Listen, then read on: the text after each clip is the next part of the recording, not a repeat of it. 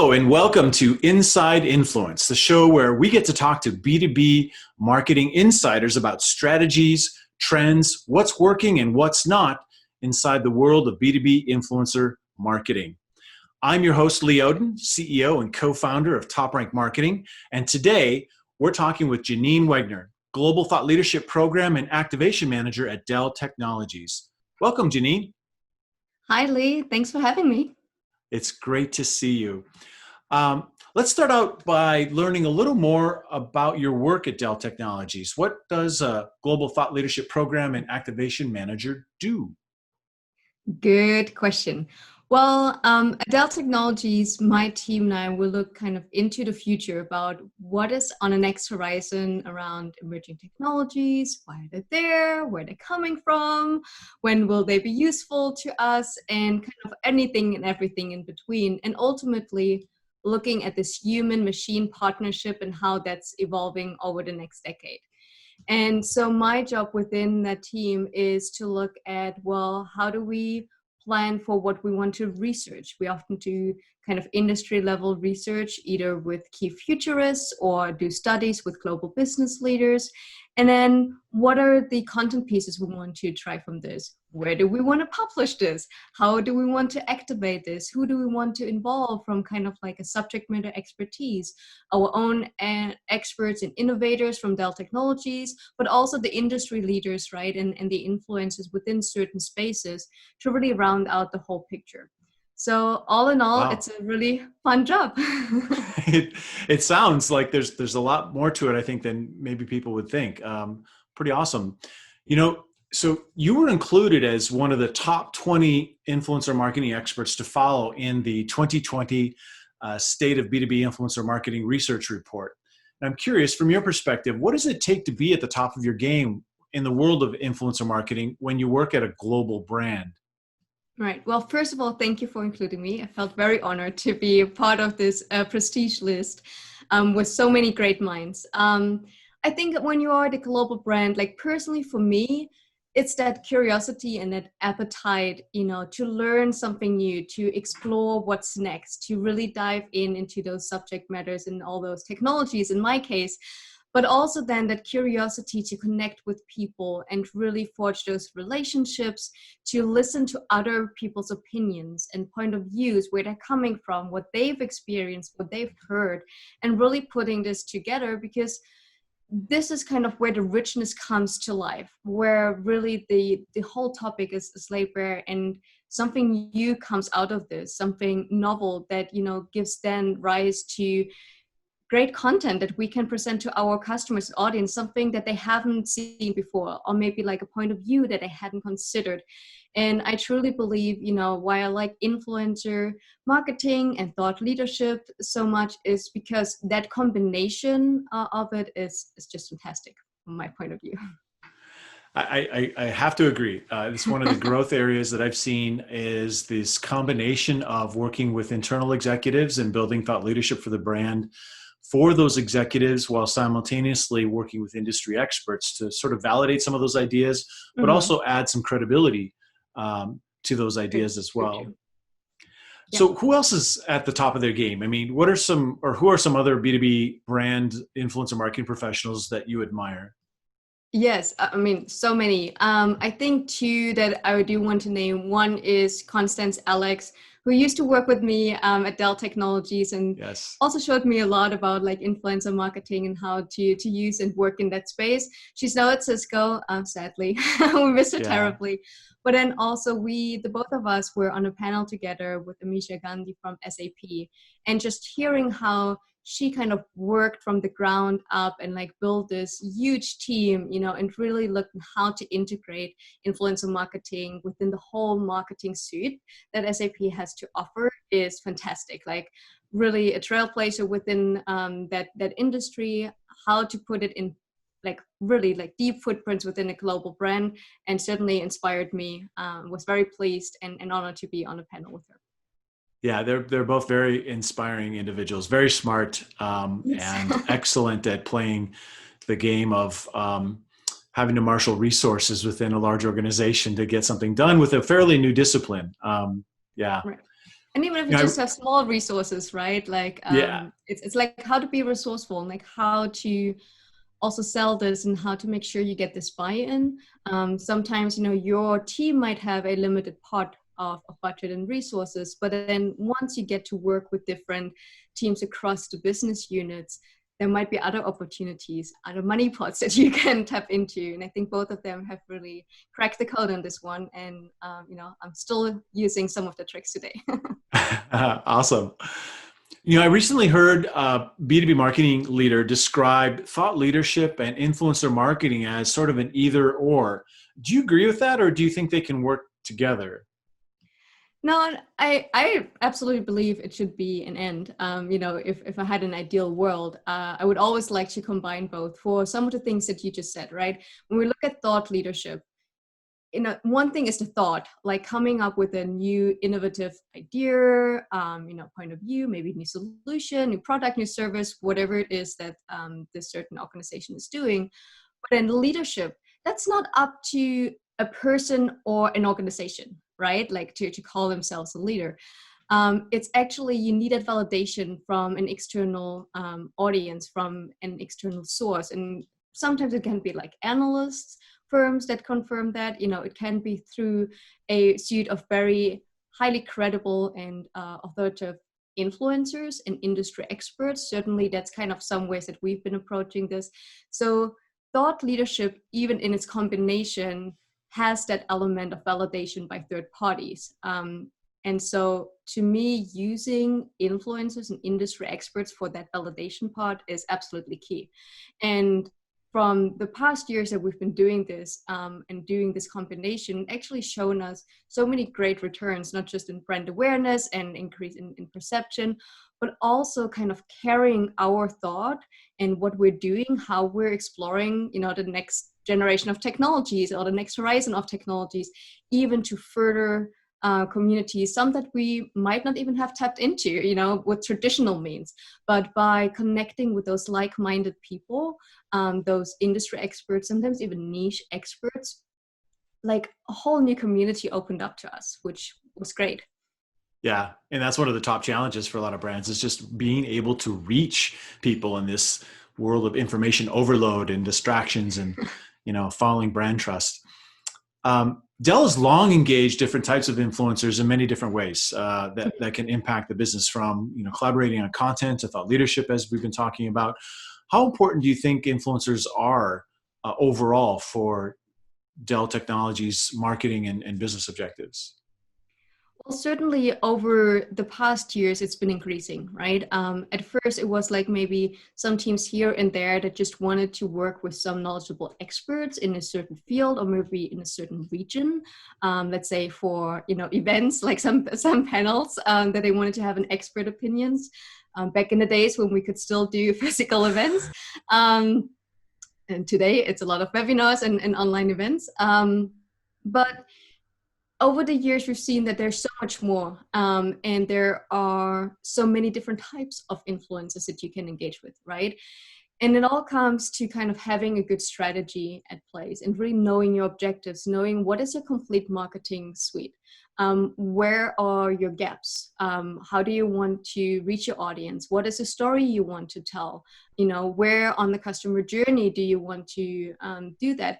And once you know that, you know, you can then determine what kind of influencers makes sense. So is it someone you need to, you know, increase awareness and have like a broad reach? Then, you know, someone with a huge following on social media might be the right one.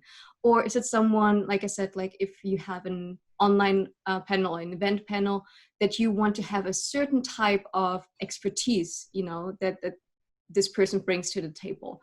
There's so much richness in the diversity of influencers. And so what we've been doing over time at Dell is really kind of doubling down on where can we make best use of it. And we're using them from like the C level all the way to DevOps, you know, anything in between, which is really exciting because we get to work with lots and lots of different people. And also in recent months, we have been making really great progress in building an actual team that's just responsible for influencer relations. And so we kind of like have people that are truly focused from B2C all the way to B2B influencer relations, which is awesome. Well, speaking of influencer relations, I have a kind of a silly word choice question. What do you think is a better expression, influencer marketing or influencer relations? And, or maybe they mean different things. Yeah, so to me, influencer marketing, I think about something always like a quick pay, so to say, you know, more for like B2C brands, more like kind of product and maybe even services level, something that an influencer, maybe even a celebrity can endorse, you know, with a post, with a picture, something that's quick and where really kind of that reach is the primary goal. So almost like a click per play type of engagement, like typical marketing, just like you would do social media marketing, right? If you do paid social, like you have very specific goals in mind. Whereas influencer relations to me is particular important for B2B companies, where they want to build brand advocacy and increase reputation and perception over time. You cannot do that with just paying someone to hold up a Dell laptop, Right. or, you know, just standing next to your server and say, hey, you know, that's a really neat server. But like talking about what it does. A lot of B2B buying cycles are quite long. So there it's more for the audience about what does this solve for me? What kind of business challenge does this product or solution solve for me? What can this vendor do for me? And so it's much more rich in terms of the content depth that you have to go into. And hence this requires to work with influencers in more of a longer term relationship, finding the right ones that are like-minded, that know where you want to go, where your gaps are, and how they can contribute to this, so that ultimately, jointly, you find a way of how to work together on great stories, great content that benefits the consumer or the audience that you're trying to reach. And so it's a much more in-depth, long-term approach rather than like a click per play, so to say, which would be a traditional marketing vehicle. Sure. That's at Yeah, least there's certainly a different expectation in a business context for what an Yeah. influencer might be doing. At the And same maybe you time, want to do both, right? Like depending well, on how big your portfolio is and your objectives, you might want to tap into a mix of both of them. But yeah. yeah, like a server unboxing video. In our research, we found that some of the top measurable benefits from working with B2B influencers included things like brand awareness, lead generation, increasing brand reputation, and brand advocacy. A lot of brand focus outcomes. What are some other objectives and impacts that B2B marketers should be considering if they're thinking about engaging influencers for a program? Yeah, so I mean, those are the top ones, right? That also we put Yeah. on top of our list when we approve a new campaign or new project into this. But maybe I can talk a little bit about what were some unintended consequences that now we would actually consider, you know, one of the key KPIs to look at. So for one, there's a really cool thing that happened once we started building relationships between our subject matters from within Dell with the external ones. All of a sudden, there was such a positive resonance from everyone involved, because we matched up like-minded people that have a passion point for a particular technology or application or use case. And they were just like happy kids, you know, in the playground, coming together, talking about this. And so the willingness, even from your senior leadership, in participating in such campaigns and projects has dramatically increased, because now they've been part of it. They understand it. They've had a personal benefit from it, not just kind of, you know, all the measurable things that we track as a brand and as a marketing team, but also everyone involved felt personally connected and enriched by this experience. Plus, oftentimes tapping into each other's networks has actually resulted in some, you know, off the chart relationship building, going to different events, like coming up, like being there as like someone to listen in for a certain problem, or, you know, just lending an ear overall within this very complex industry. Mm-hmm. And the other part of this is on the audience side.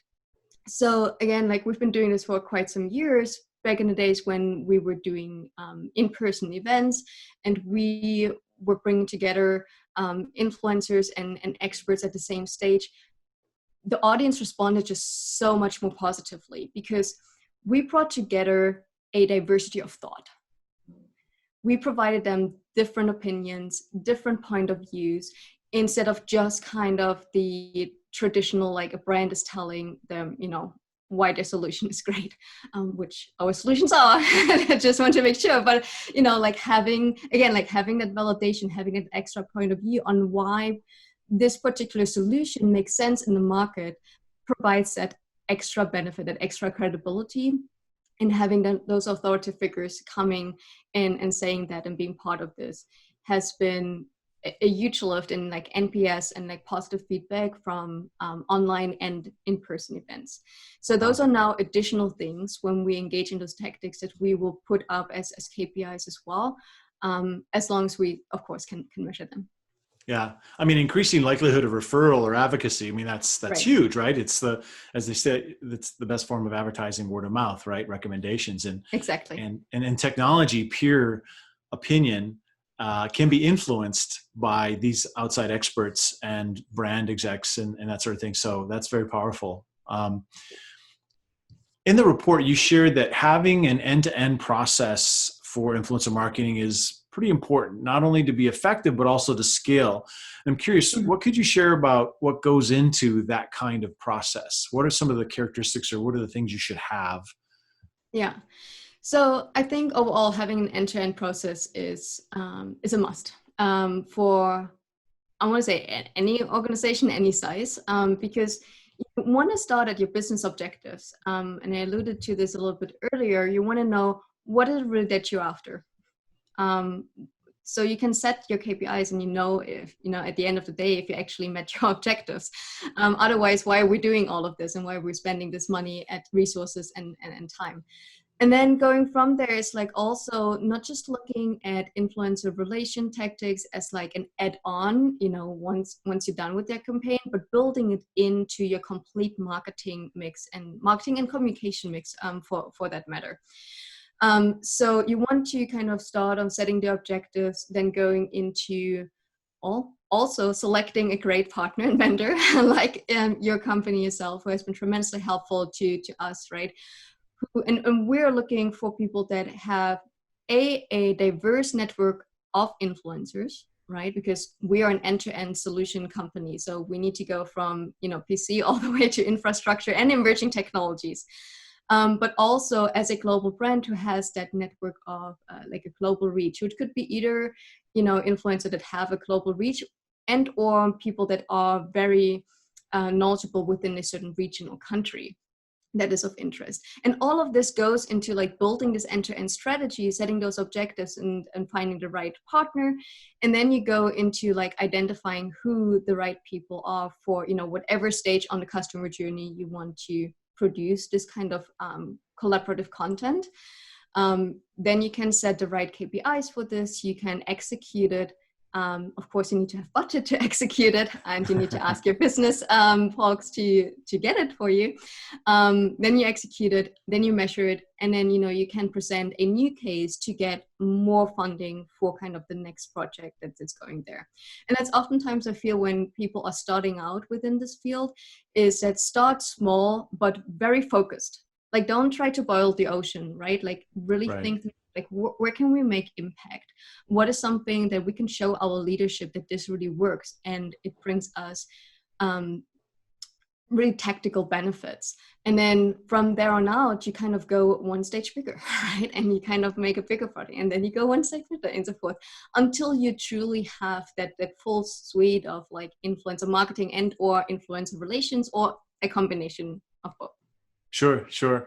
Yeah, we actually, and I didn't include it in the research report, but we have an influencer marketing maturity model that looks at different characteristics of stages of growth and sophistication, and it really lines up with what you're talking about, Janine.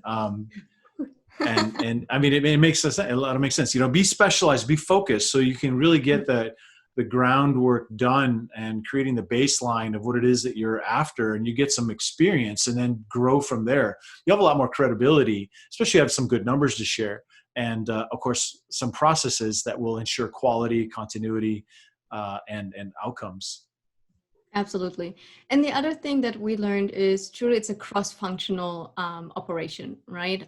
While there might be a team either within your marketing team or maybe within your communications team that is focused on influencer relations, it's truly like working with all the other business units together to find out what is it really that they want, how can we break through in the market, what is ultimately what's the benefit for the audience and for our customers. That always needs to be top of mind. And so if you're planning any activity just for the sake of it, that's not going to give you the benefits that you want. Like, put your customers first, like think about them, like what is it that how can you enrich their experience? How can you make their day in terms of providing them something new that they hadn't thought about, that they didn't know about, which would be beneficial for them to solving certain problems that they have, and so forth. And once you have that, plus, what your business partners want to do, then all those other pieces fall into place. And it's easier to also then ask for money, which you need at the end of the day to execute all those plans. Excellent. So with the pandemic and so many other pretty remarkable things happening right now, socially, politically, environmentally, some might say that businesses should pause marketing activities, maybe not do influencer marketing. But I'm curious, do you think there are some benefits, some unique benefits to implementing influencer engagement initiatives during a time of uncertainty like this? Well, it's certainly been some crazy months. I mean, I cannot even put it anywhere else. I think everyone feels it, right? On a personal level and on a professional level, so much has happened. So in general, I do believe that pausing and reflecting on anything you do, how you go out to the market, be it through marketing, communications, your sales teams, like any touch point to customers, you should rethink in those times and think about what's relevant for them, what's helpful for them. Like really prioritize this. Of course, there's so many things that we want them to know and want them to show, but is that really necessary right now? Certainly we at Dell Technologies did that. We have deprioritized, we've pivoted certain like really big campaigns actually that were ripe to go out to the market. We're like, nope, putting a stop to this. And we looked at how can we pivot from here? How can we be more helpful to our customers, both in terms of, for us, in terms of the solutions and the services that we provide, but also that human connection. We're all in this together. So how can we provide expertise and consulting on how to, for instance, implement, work from home solutions really quickly, like over the weekend, like the whole staff. That's not something, you prepare to, and it's like, oh yeah, I'm going to go those 3 steps and I'm done. So it's about showing up for them. And I think, yes, so in this respect, do reflect and rethink. On the other hand, I do believe it's great to keep certain conversations going. And especially if you've done your job well and you've built true partnerships and deep relations with certain industry experts, then yes, please keep going with those conversations. Certainly when I look at, technology in itself, we've been looking at and having conversations with those experts, like how can technology help to prevent it, the next pandemic, kind of spot those hotspots. How can we use technology to bring all the research together, apply AI and machine learning to go through thousands of research pieces to identify gaps of what hasn't been researched yet, what hasn't been explored, so that we all together can get to a solution, a treatment, a vaccination much faster. All the underlying thread is like data, right? Like, how do we make sense out of this data? We have tons and tons and tons of data, but really getting this insight out of this, I think, is important, and certainly has been triggering some really great conversations with our internal experts, with industry experts, and what's needed, like where are resources that are needed, where can we help, where can we tap into resources, just to kind of collectively work on this together. And then of course, like other things that we were really quick to pivot on, as I mentioned earlier, is our ability to help our customers to quickly move their employees to a safe space, move them home, and provide those products and services, even to kind of lending them equipment and our consulting services to make this possible, which makes all of us really, really proud at Dell Technologies that we've been able to help there. But also, I'm proud that we've been able to keep those conversations going. We actually pivot from there and say, like, hey, how can we help everyone to be even better prepared in the future, right? Because this is happening right now, yes, but it happened like this in a moment. So what's 2021 going to look like, right? Yeah. No one really knows. And so how do we help ourselves? How do we help our customers to be prepared for whatever comes next? Because essentially, as we've seen, the world can change in an instant. And to this degree, we've been actually engaging in multiple things. We've been doing publishing an ebook actually together with TopRank helped us on this, where industry experts as well as our technology experts look at this massive influx of data and how those different emerging technologies can help, garner those insights and put those data to use, really. So that's one exciting thing. But then also, as I mentioned, within thought leadership, we do annual research. And on October 13th, we're actually going to publish the Digital Transformation Index 2020. We've done the field work in July, August. So we've been really quick to kind of analyze the data and put them out now in October. And we asked businesses, how were they able to accelerate this year? What did they have to do? How did they need to reshift some of their priorities and their investments within technology? How did technology help them? What were those programs that they were able to accelerate? So really great insights into what's happening across the world. We asked them 4,300 business leaders in 18 countries. So it's really true global perspective, and we're super excited to bring those insights out so that we collectively can look at, how can we prepare for whatever is on the horizon, whatever is next.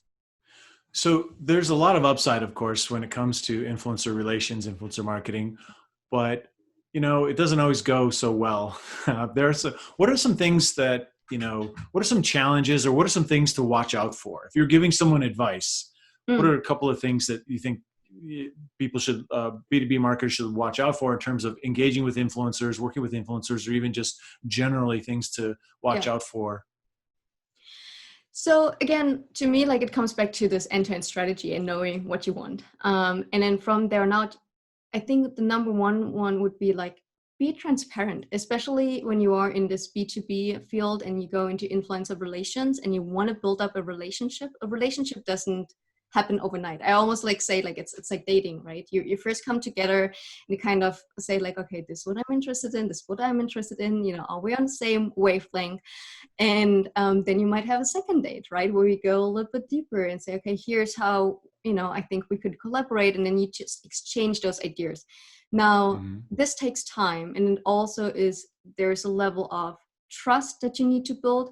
And to me, it's always with like knowing who you're sitting with. So inform yourself, right? About who you're talking to, what they want, what they're out for, what their platform is, what their audience is. Does it align to you? Don't make them fit into like a little box that you may want them to fit.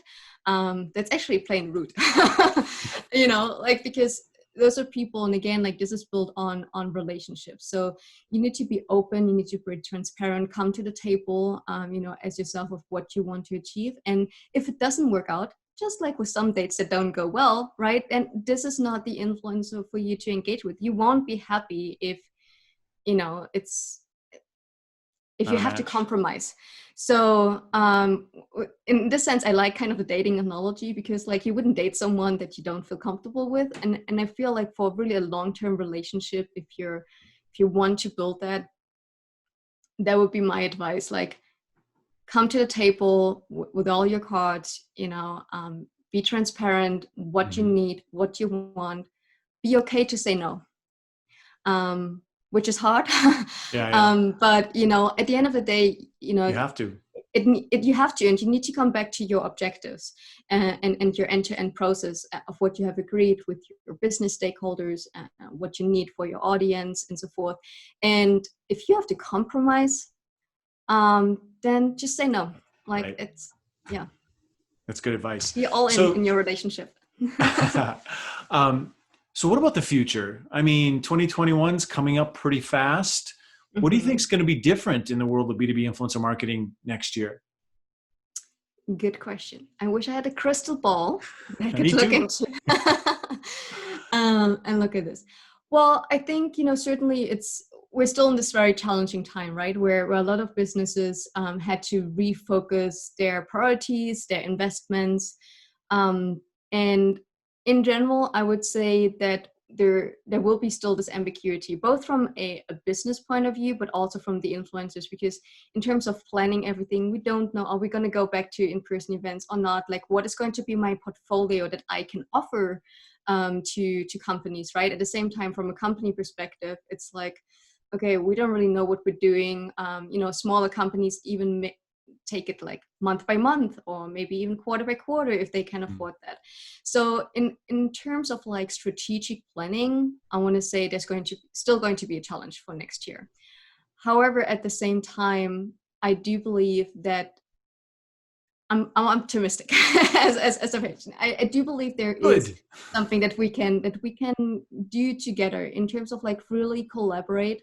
And again, engaging in those relationships, being open, keep the conversation going, because there will be opportunities that arise maybe on a short-term notice.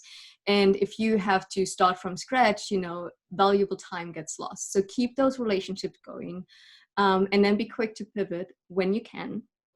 And also, you know, just getting into some more collective spirit of getting through this together and coming out stronger on the other side, I think is something that companies can really benefit to get those influencer perspectives and relations going and keeping them going over the next year. So yeah, we're still not out of all of this, you know, still going to be challenging, but I truly believe in this collective spirit that we will come out of this stronger, and that we actually can build great content and great stories that help our customers and help our audiences to be inspired, maybe to help them in certain ways to overcome their own challenges and so forth.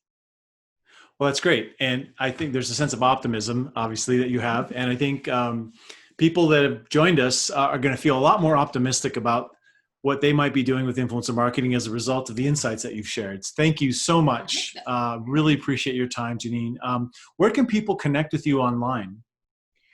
Well, LinkedIn, Twitter, platform of your choice, really. At Janine Wegner is my handle. Connect with me, drop me a note. I'm happy to extend and accept the invitation. Fantastic. And thank you so much for having me.